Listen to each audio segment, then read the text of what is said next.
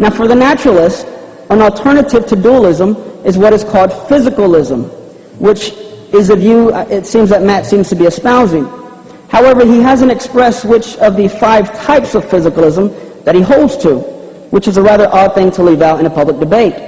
Nonetheless, physicalism is roughly the view that consciousness, whatever it is merely a physical function owned by the brain and body. So let me just mention 2 things that follow from this view that is known to every naturalist, regardless of which of the 5 they take. First of all, if physicalism is true, then, and this is actually David Hume's position, there is no enduring I or self. According to physicalism, much like a baseball game, you don't move through time, rather you're just a collection of time slices. For example, in baseball, the first inning is not in the 9th inning, and when the first inning is over, it ceases to exist, and the next inning comes to be. So under this view, A, you don't exist from one moment to the next.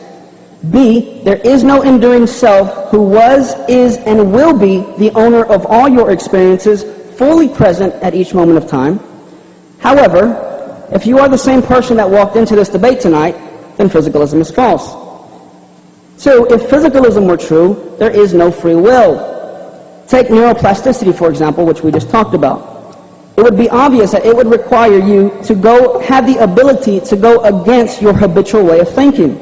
This is known as libertarian free will. However, on the physicalist view, A, your thoughts and actions are determined by your inputs and outputs, and there is no room for freedom of the will. However, and if you chose to freely believe in physicalism, then physicalism is false. Now, based on 1 and 2, if physicalism is true, we have a new conclusion.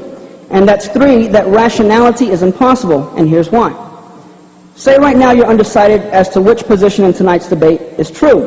Well, at least 2 things are needed for rationality. 1, you need to be the same self, fully present, at the beginning, middle, and end of tonight's debate.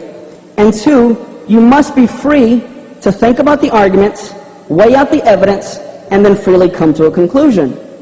Now, based on this, in summation, if at the end of the night, someone tries to come up to you and tell you that they have freely and rationally came to the conclusion that physicalism is true based on the evidence and argument that Matt presented, then ironically, that alone would prove that physicalism is false. Thank you.